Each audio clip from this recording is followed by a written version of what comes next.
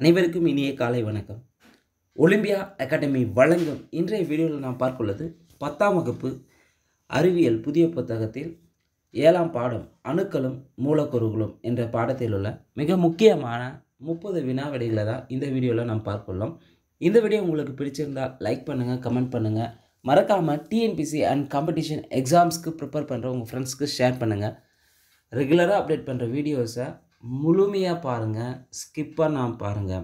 ஏன் ஒவ்வொரு வீடியோவுக்கும் முழுமையாக பாருங்கள், ஸ்கிப் பண்ணாமல் பாருங்கன்னா நீங்கள் ஒவ்வொரு வினாவும் நமக்கு நம்முடைய வாழ்க்கையை தீர்மானிக்கக்கூடியதாக இருக்கும். ஏன்னா நீங்கள் லேசினஸாக எடுத்துக்கினாலும் சரி, இல்லை சீரியஸாக எடுத்துக்கினாலும் சரி, அதுதான் உண்மை. எப்போவுமே பார்த்திங்கன்னா டிஎன்பிசி தேர்வில் எழுதி வெற்றி பெற்றவங்களை விட அந்த வெற்றி பெறுவதற்கு ஒரு கேள்வியில் விட்டுட்டு வேலையை இழந்துட்டு தொடர்ந்து ப்ரிப்பேர் பண்ணிட்டு இருக்கிறவங்கக்கிட்ட நீங்கள் உங்கள் சர்க்கிளில் இருந்தால் கேட்டு பாருங்கள். அப்போ அந்த ஒரு கேள்வியினுடைய மதிப்பெண், அதனுடைய வேல்யூ எவ்வளோன்றது அப்போ தெரியும். அதனால் ஒரு கொஸ்டின் தான் அப்படின்ட்டு ஈஸியாக இருக்காமல் கொஞ்சம் லேசினஸாக நினைக்காமல் ஒவ்வொரு வினாவும் நம் வாழ்க்கையை தீர்மானிக்கக்கூடியது.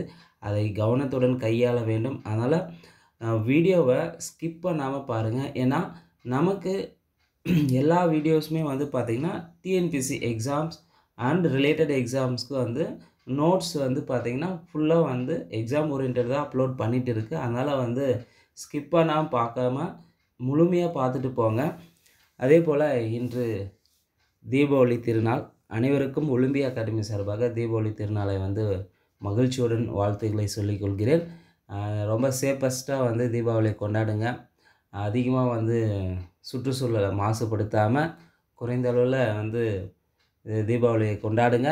குறிப்பாக இன்னும் சொல்லப்போனால் அயோத்திதாச பண்டிதர் சொன்னது போல் எள்ளிலிருந்து நெய் கண்டுபிடிக்கப்பட்ட திருநாள் தான் தீபாவளி திருநாள்னு சொன்னார். முடிந்தால் பட்டாசுகளை வெடிப்பதை தவிர்த்து வீட்டில் அகல் விளக்கில் வைத்து விளக்கேற்றினால் இன்னும் மிகவும் சிறப்பாக இருக்கும். அதனால் நமக்கும் மகிழ்ச்சியாக இருக்கும். இன்னொன்று பார்த்திங்கன்னா சுற்றுச்சூழலுக்கும் எந்த ஒரு மாசுபாடும் ஏற்படாது. முடிந்த அளவுக்கு பட்டாசு வெடிப்பதை தவிர்த்தால் நம் சுற்றுச்சூழலிலிருந்து நம்மையும் பாதுகாத்து கொள்ளலாம், அடுத்து வர சமுதாயத்தையும் பாதுகாத்து கொள்ள இது ஒரு எளிய வழிமுறையாக இருக்கும். முயற்சி செய்யுங்கள். வாங்க வீடியோஸ்குள்ளே போகலாம். சல்ஃபியூரிக் அமிலத்தின் ஒப்பு மூலக்கூறு நிறை எவ்வளவுன்னு பார்த்திங்கன்னா 98 கிராம். சல்ஃபியூரிக் அமிலத்தின் ஒப்பு மூலக்கூறு நிறை எவ்வளவு? 98 கிராம். நீரின் ஒப்பு மூலக்கூறு நிறை எவ்வளவு? நீரின் ஒப்பு மூலக்கூறு நிறை எவ்வளவு? 18 கிராம். அவேகேட்ரா எண்ணின் மதிப்பு என்ன? அவேகேட்ரா எண்ணின் மதிப்பு என்ன? 6.023 × 10⁻23. அவேகேட்ரா எண்ணின் மதிப்பு என்ன? 6.023 × 10⁻23. ஒரு மோல் என்பது 6.023 × 10⁻23 மூலக்கூறுகளால் ஆனது. ஒரு மோல்ன்றது என்னன்னு பார்த்தீங்கன்னா 6.023 × 10⁻23 மூலக்கூறுகளால் ஆனது.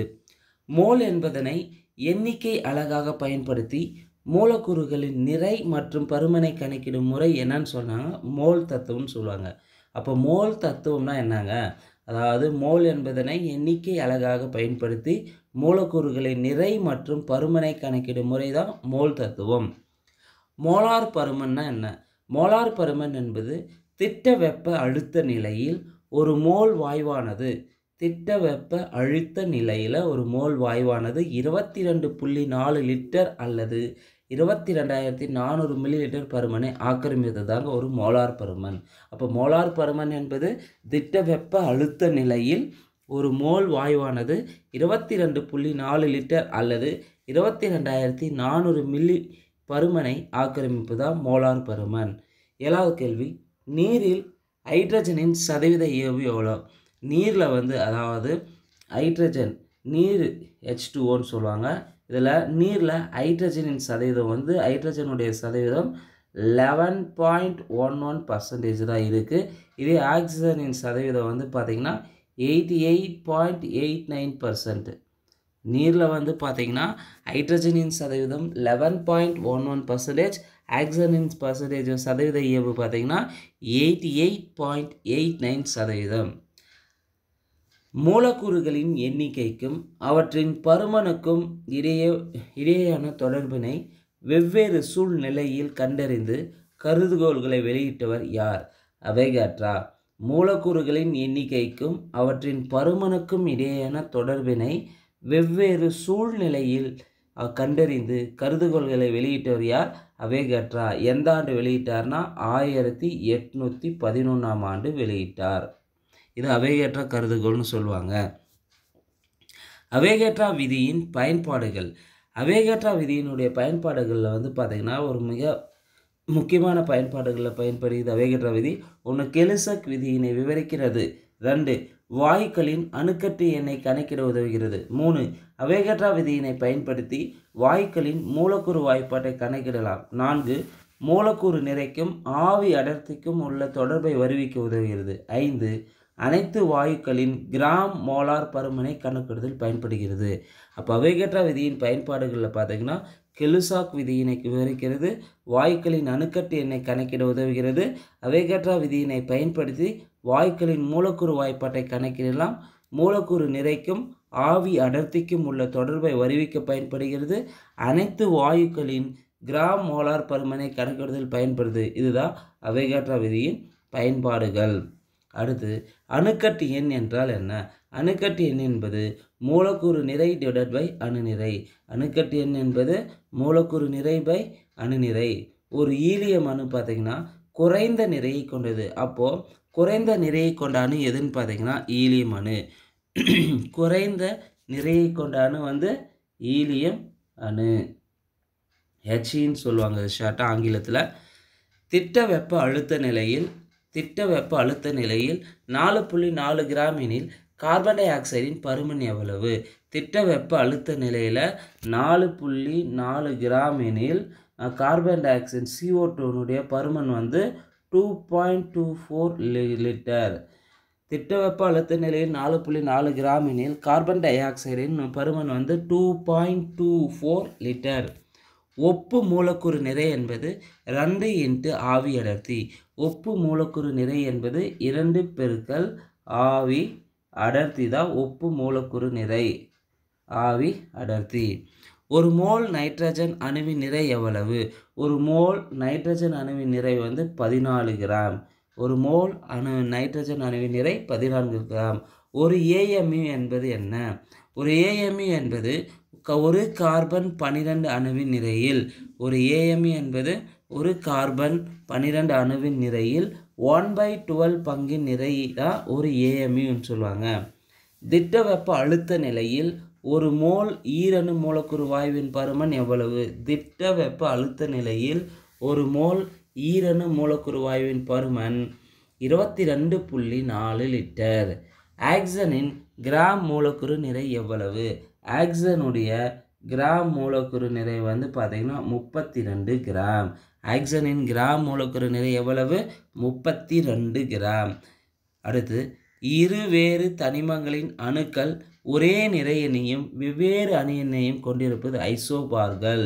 அப்போது ஒரே நிறை எண்ணையும் வெவ்வேறு அணு எண்ணையும் கொண்டது ஐசோபார்கள். ஐசோடோப்னா ஒரே அணு எண்ணையும், அப்போது ஒரே அணு எண்ணையும், இந்த சென்டென்ஸ் தான் முக்கியம், ஒரே அணு எண்ணையும் வெவ்வேறு நிறை எண்ணையும் கொண்டது வந்து ஐசோடோப்புகள் சொல்லுவாங்க. அதே ஒரே நிறை எண்ணையும் வெவ்வேறு அணு எண்ணையும் கொண்டது ஐசோபார்கள் என்பர். ஒரே நியூட்ரான் எண்ணிக்கையை பெற்றுள்ள வெவ்வேறு தனிமங்களின் அணுக்கள் வந்து என்னன்னு சொல்லலாம்? ஐசோடோன்கள். அப்போ ஐசோடோப்புனா என்ன, ஐசோபார்கள்னா என்ன, ஐசோடோன்கள்னா என்னன்னு தெரிஞ்சுக்கணும். இது மூன்றுலேருந்து ஒரு கேள்வி ரிப்பீட்டடாக கேட்குறாங்க, நல்லா பார்த்துக்கோங்க. ஐசோடோப்னா ஒரே அணு எண்ணையும் வெவ்வேறு நிறையன்களையும் கொண்டவை தான் வந்து ஐசோடோப்கள். ஐசோபார்னா ஒரே நிறை எண்ணையும் வெவ்வேறு அணியன்களையும் கொண்டிருப்பது வந்து ஐசோபார்கள். ஐசோடோன்னா ஒரே நியூட்ரான் எண்ணிக்கையும் பெற்றுள்ள வெவ்வேறு தனிமங்களின் அணுக்கள். ஐசோடோன்கள் என்பது ஒரே நியூட்ரான்கள் எண்ணிக்கையை பெற்றுள்ள வெவ்வேறு தனிமங்களின் அணுக்கள் ஐசோடோன்கள் என்பர். ஒரு தனிமத்தின் அணுக்களை மற்றொரு தனிமத்தின் அணுக்களாக டேஸ் முறையில் மாற்றலாம், செயற்கை தனிமமாக்கல் முறையில் மாற்றலாம். ஒரு தனிமத்தினுடைய அணுக்களை பார்த்திங்கன்னா மற்றொரு தனிமத்தின் அணுக்களாக டேஸ் முறையில் மாற்றலாம்னா செயற்கை தனிமமாக்கல் முறையில் மாற்றலாம். ஒப்பு அணுநிறை என்பது டேஸ் எனவும் அழைப்பர். ஒப்பு அணுநிறைய திட்ட அணு எடை என்றும் அழைப்பர்.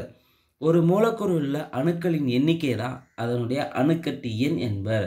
ஒரு மூலக்கூறில் உள்ள அணுக்களின் எண்ணிக்கை தான் அந்த மூலக்கூறில் உள்ள அணுக்கட்டு எண் என்பர். பாஸ்பரஸின் அணுக்கட்டு எண் எவ்வளவு? பாஸ்பரஸின் அணுக்கட்டு எண் 4. பாஸ்பரஸின் அணுக்கட்டு எண் 4. பொறுத்துக. 8 கிராம் ஆக்சிஜன் வந்து பார்த்திங்கன்னா 0.25 மோல்கள். 8 கிராம் ஆக்சிஜனுடைய மோல் எவ்வளோ மோல் இருக்குன்னா 0.25 மோல்கள். 4 கிராம் ஹைட்ரஜனுடைய மோல்கள் வந்து 2 மோல்கள். 52 கிராம் ஈலியத்தினுடைய மோல்கள் 13 மோல்கள். 112 கிராம் நைட்ரஜனுடைய மோல்கள் 4 மோல்கள். 35.5 கிலோ குளோரின் 2 என்னுடைய மோல்கள் எவ்வளோன்னு பார்த்தீங்கன்னா 0.5 மோல்கள். 8 கிராம் ஆக்சிஜனுடைய மோல் வந்து 0.25 மோல்கள். 4 கிராம் ஹைட்ரஜனுடைய மோல் வந்து எவ்வளோன்னு பார்த்தீங்கன்னா 2 மோல்கள். 52 கிராம் கொண்ட ஈலியத்தினுடைய மோல்கள் வந்து 13 மோல்கள். 112 கிராம் கொண்ட நைட்ரஜனுடைய மோல்கள் 4 மோல்கள். 35.5 கிராம் கொண்ட குளோரினுடைய மோல்கள் வந்து 0.5 மோல்கள். அடுத்த கேள்வி, திட்ட வெப்ப அழுத்த நிலையில் டேஸ் மில்லி லிட்டர் இடத்தை அடைத்து கொள்ளக்கூடிய வாயு ஒரு மோல் எனப்படும். திட்ட வெப்ப அழுத்த நிலையில் 22,400 மில்லி லிட்டர் 22,400 மில்லி லிட்டர் இடத்தை அடைத்து கொள்ளக்கூடிய வாயு தான் ஒரு மோல் எனப்படும். ஹைட்ரஜனின் சராசரி அணுநிறை எவ்வளவு? ஹைட்ரஜனின் சராசரி அணுநிறை 1.008 AMU. ஹைட்ரஜனின் சராசரி அணுநிறை 1.008 AMU. ஆக்சிஜனின் அணுக்கட்டு எண் எவ்வளவு? ஆக்சிஜனுடைய அணுக்கட்டு எண் 3. ஆக்சிஜனுடைய அணுக்கட்டு எண் 3. அடுத்த கேள்வி, அணுக்கள். அணுக்கள்னா என்னங்க? ஒரு தனிமத்தின் மிக சிறிய பகுதி தான் அணு. ஒரு தனிமம் இருக்குன்னா அந்த தனிமத்தினுடைய மிக சிறிய பகுதியை அணுன்னு சொல்லுவாங்க. அணுவில் மந்த வாயுக்களை தவிர ஏனைய அணுக்கள் தனித்த நிலையில் இருப்பதில்லை. மந்த வாயுக்களை தவிர ஏனைய அணுக்கள் தனித்த நிலையில் இருப்பதில்லை. அப்போ மந்த வாயுக்களுடைய அணுக்கள் வந்து தனித்து இருக்கும், மற்றவை தனித்து இருக்காது. மந்த வாயுக்களை தவிர ஏனைய அணுக்கள் வினைத்திறன் மிக்கவை. அப்போ மந்த வாயுக்களை தவிர ஏனைய அணுக்கள் வினைத்திறன் மிக்கவை. அணுக்களில் வேதி பிணைப்பு கிடையாது, பாண்டிங் கிடையாது, கெமிக்கல் பாண்டிங். அப்போது அணுக்கள்னா என்ன? ஒரு தனிமத்தின் மிக சிறிய பகுதி அணுன்னு சொல்லலாம். இவை மந்த வாயுக்களை தவிர ஏனைய அணுக்களில் தனித்த நிலையில் இருப்பதில்லை. மந்த வாயுக்களை தவிர ஏனைய அணுக்கள் வினைத்திறன் மிக்கவை. அணுக்களில் வேதி பிணைப்புகள் இல்லை. அடுத்து மூலக்கூறுகள்னால் எப்படி இருக்கும்? அப்போ அணுக்களுக்கும் மூலக்கூறுகளில் வேறுபாடு தெரிஞ்சிருக்கணும். மூலக்கூறுகள் என்பது தனிமம் அல்லது சேர்மத்தின் மிக சிறிய பகுதி தான் மூலக்கூறு. தனிமம் அல்லது சேர்மத்தின் மிக சிறிய பகுதி மூலக்கூறு. மூலக்கூறுகள் தனித்த நிலையில் இருக்கும். மூலக்கூறுகள் வினைத்திறன் குறைந்தவை. மூலக்கூறுகளில் வேதி பிணைப்புகள் உள்ளன. அப்படியே அணுக்களுக்கு ஆப்போசிட்டு தான் எது? மூலக்கூறுகள். மூலக்கூறுகள் வந்து தனிமம் அல்லது சேர்மத்தின் சிறிய பகுதி தான் மூலக்கூறு. மூலக்கூறுகள் தனித்த நிலையில் இருக்கும். மூலக்கூறுகள் வினைத்திறன் குறைந்தவை. மூலக்கூறுகளில் வேதி பிணைப்புகள் இருக்கும். அடுத்து மீத்தேன் மூலக்கூறு நிறை எவ்வளவு? Methane CH4. மீத்தேனுடைய ஃபார்முலா வந்து பார்த்திங்கன்னா CH4 தான். அப்போ மீத்தேனுடைய மூலக்கூறு நிறை 16 கிராம். மீத்தேனுடைய மூலக்கூறு நிறை எவ்வளவு? 16 கிராம். இதோட இந்த வீடியோவில் இருக்கிற மிக முக்கியமான 30 வினாவிடைகளை வந்து நாம் பார்த்துருக்கிறோம். இந்த வீடியோவோட இந்த 7ஆம் பாடத்தில் இருக்க அணுக்களும் மூலக்கூறுகளும் பாடம் வந்து முழுமையாக கம்ப்ளீட் பண்ணப்பட்டுள்ளது. இந்த வீடியோ உங்களுக்கு பிடிச்சிருந்தால் லைக் பண்ணுங்கள், கமெண்ட் பண்ணுங்கள். மறக்காமல் டிஎன்பிஎஸ்சி அண்ட் காம்படிஷன் எக்ஸாம்ஸ்க்கு ப்ரிப்பேர் பண்ணுறவங்க ஃப்ரெண்ட்ஸ்க்கு ஷேர் பண்ணுங்கள்.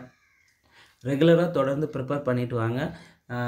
டிஎன்பிஎஸ்சி தேர்வு எப்போனாலும் வந்து தன்னுடைய பணியை வந்து அனௌன்ஸ்மெண்ட் பண்ணுவாங்க. எக்ஸாம் எப்போ விடுவாங்கன்னு சொல்ல முடியாது, ஏன்னா விரைவில் வந்து வெளியிடன்னு சொல்லிகிட்டு இருக்காங்க. அதில் வந்து நம்ம செய்ய வேண்டியது முழுமையாக தேர்வுக்கு தயாராகிட்டு இருக்கணுங்க. நோட்டிஃபிகேஷன் வந்து அடுத்த 3 மாதத்துக்கு ஒன்லி ரிவிஷன் மட்டும்தான் இருக்கணுமே தவிர புதுசாக எதுவும் படிக்கக்கூடாது. அப்புறம் புதுசாக நீங்கள் படிக்கிறதா இருந்தால் அந்த 3 மாதத்தில் கரண்ட் அஃபேர்ஸ் பகுதி மட்டும்தான் படிக்கக்கூடியதாக இருக்கும்.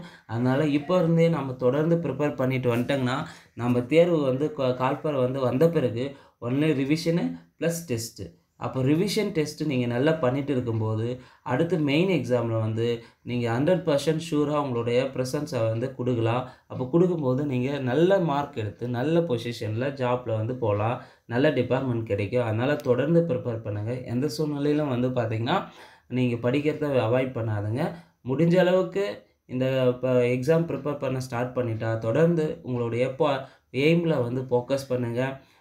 அண்ட் ரெகுலராக நம்ம சண்டே வந்து டெஸ்ட் சொல்லியிருந்தேங்க.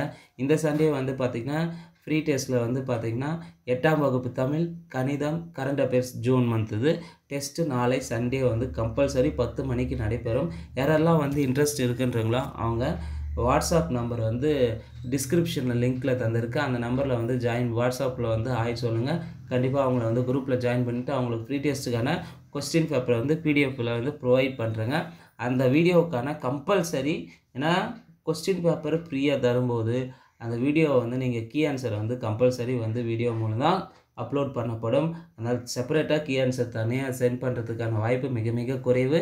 எதிர்காலத்தில் வேணால் பிடிஎஃப்க்கான கீ ஆன்சர் வந்து கொடுக்கறதுக்கு ட்ரை பண்ணுறேங்க.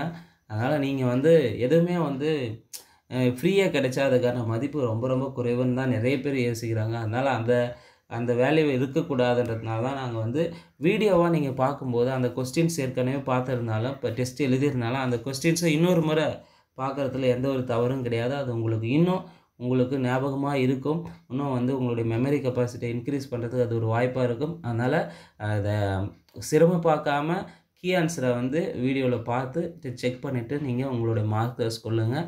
ஏன்னா நம்ம ரெகுலராக எவ்ரி சண்டே ஃப்ரீ டெஸ்ட்டு தான் தந்துனுக்குது.